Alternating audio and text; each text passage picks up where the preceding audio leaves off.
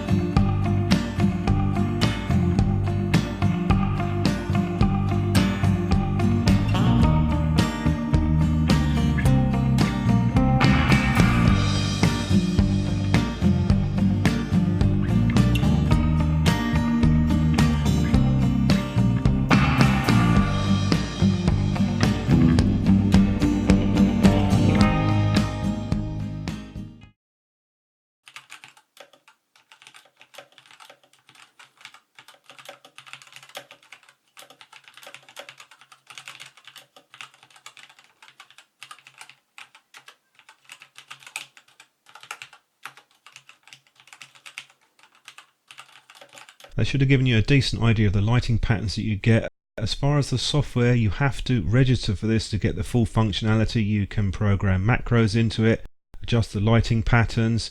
Software works well enough, you can tweak and customize things quite nicely. You can have different patterns on different keys and different areas of the keyboard. I have no idea why you need to register though. They should just let you install the software and use it. Angle on this is quite good even without the feet at the back put up, but it gives you a bit more of an angle if you need it. Very nice keyboard for typing on. I'm very happy with it in terms of the typing performance. They have some texturing on the plastic which is a bit different to some of the keyboards that I've used. I paid around $60 for this. It's brand new in a plain packaging with the warranty, and I think it's pretty good at that price. It depends really if you like that green lighting effect. I don't mind it myself. I think it looks quite nice and it is a decent little keyboard overall. If you've got any thoughts on this or you've used any other Razer products, do drop a comment below, and thanks for watching the video.